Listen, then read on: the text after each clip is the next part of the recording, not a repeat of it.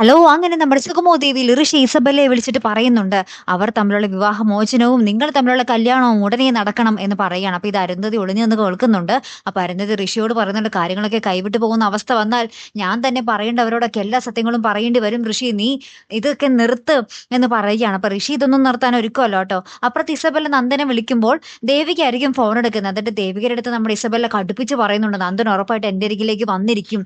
നീ നോക്കിക്കോ എന്നിങ്ങനെ വെല്ലുവിളിക്കുന്നുണ്ട്. ദേവിക അപ്പൊ ഫോൺ കട്ട് ചെയ്യുന്നതിന് ശേഷം നമ്മുടെ നന്ദനുമായിട്ട് സംസാരിക്കാൻ പോവുകയാണ്. എന്നിട്ട് ദേവിക പറയുന്നുണ്ട്, നന്ദു ഉറപ്പായിട്ട് നാളെ ഗിരീഷേട്ടന്റെ വീട്ടിൽ വന്നേ പറ്റൂ എന്ന് പറയുമ്പോൾ നന്ദൻ തിരിച്ച് ദേവികയ്ക്ക് കൊടുക്കുന്ന മറുപടി എന്താന്ന് വെച്ചാൽ, എനിക്ക് ഗിരീഷേട്ടന്റെ വീട്ടിൽ നാളെ വരാൻ പറ്റത്തില്ല, എനിക്ക് ഇസബെല്ലയുടെ അടുത്തേക്ക് പോകണം എന്നുള്ളതാണ്. അപ്പൊ ഇത് കേട്ടിട്ട് നമ്മുടെ ദേവിക അകപ്പാടെ ഞെട്ടി നിൽക്കുന്ന ഒരു രംഗങ്ങളാട്ടോ കൂട്ടുകാരെ നമുക്ക് ഏറ്റവും ഒടുവിൽ കാണുവാൻ സാധിക്കുന്നത്. കാര്യങ്ങളൊക്കെ താളം തെറ്റി ഉറപ്പാണ് അല്ലെ. അപ്പൊ ഇനി എന്തായാലും ദേവികയ്ക്ക് സമനില തെറ്റുന്ന നിമിഷങ്ങളായിരിക്കാം ചിലപ്പോൾ നമ്മുടെ സുഗമോ ദേവിയിൽ വരാൻ പോകുന്നത്, പറയാൻ പറ്റില്ല. കാത്തിരിക്കാട്ടോ. അപ്പൊ അടുത്തൊരു വീഡിയോയുമായി വരുന്നത് വരയ്ക്കും ഗുഡ് ബൈ.